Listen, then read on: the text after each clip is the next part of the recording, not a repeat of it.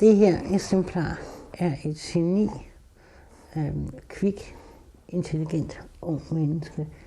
Når man er usikker, forvirret, utryg, ikke helt kan finde sin egen ståben, så er man næsten parat til at sige farvel. Så møder man sådan et menneske her, som genopbygger ens selvtillid, som viser vejen, som accepterer og holder af en, som den man er, og elsker den kvinde, han er vild med. Jeg hedder Michelle, jeg er 41 år, og jeg er tvikønnet. Det er svært at vokse op som tvikønnet. Da jeg blev født, der var man i tvivl om, hvad jeg egentlig var.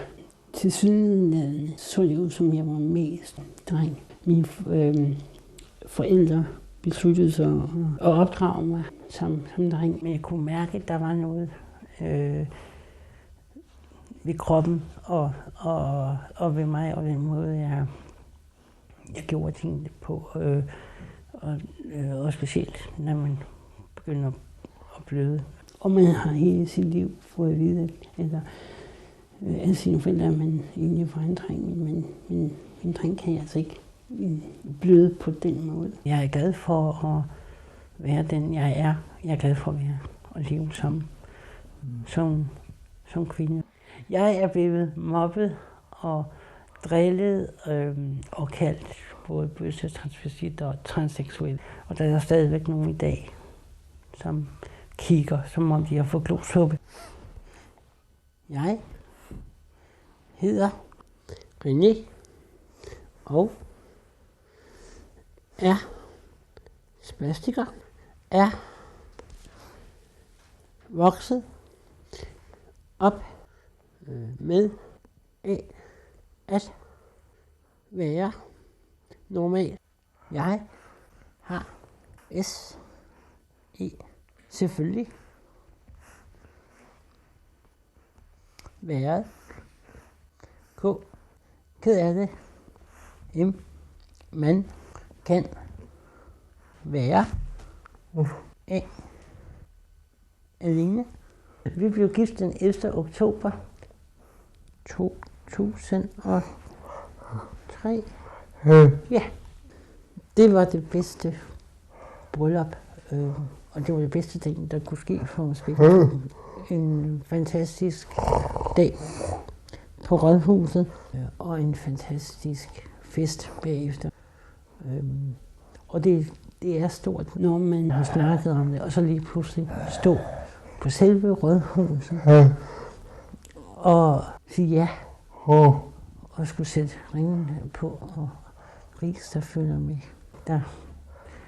Der kunne jeg ikke holde tårnen inde af glæde mere.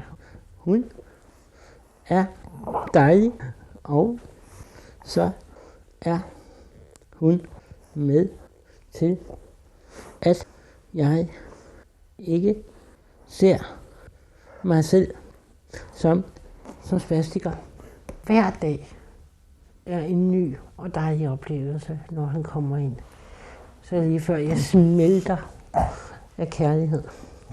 Vi spiser morgenmad sammen, drikker en kop morgenkaffe. Når vi er os selv herhjemme, så ser vi fjernsyn, snakker, og så er der lidt tid til kærlighed og omsorg. Vi går også byture op igennem gågaden og i Bruuns Galleri. Så går min mand også til handicapfodbold.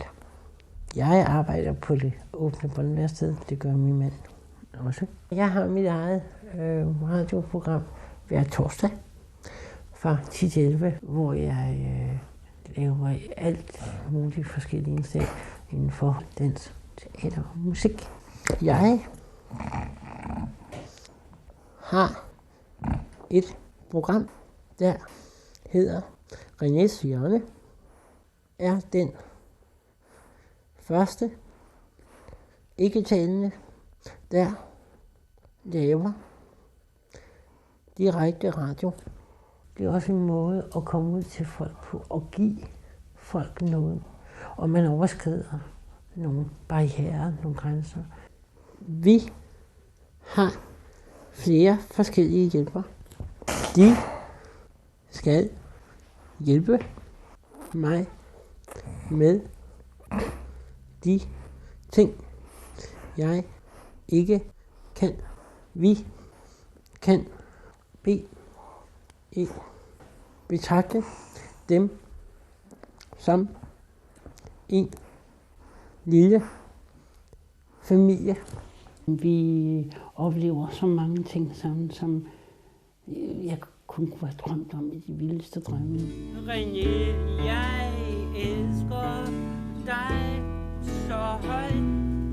Du er den bedste, jeg har.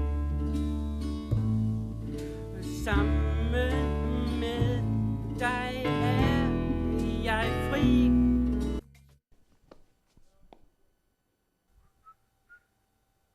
Jeg har kun en arm. Ah!